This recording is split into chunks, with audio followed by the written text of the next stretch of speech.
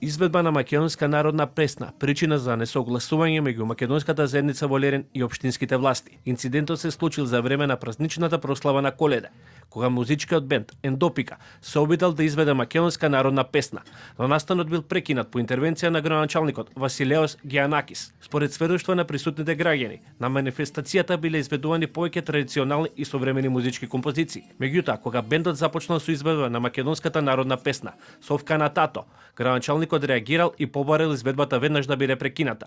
На музичарите им било окажано да не продолжат со пеење на македонски јазик, туку доколку сакаат да ја изведат композицијата, тоа да го сторат исклучиво во инструментална форма. Според активистот и член на партијата Виножито, Павле Васкопулос, овој инцидент не представува изолиран случај. Во изјава за телевизија 24, тој истакна дека македонците во Леринско, Костурско и Воденско подолг временски период се соочуваат со различни форми на институционален и општествен притисок од страна на грчките власти. Станува збор за настан општина Лерин по повод познатиот ден на огновите 23 декември, како своевидни предпразнични свечености во празнична атмосфера. Обичајот на огновите на овој датум е карактеристичен и традиционален за македонските села.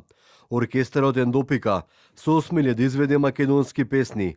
Со директна интервенција на градоначалникот беше забрането да се изведе било каква песна на за нив непостоечкиот јазик. Со оваа забрана градоначалникот си постигна автогол.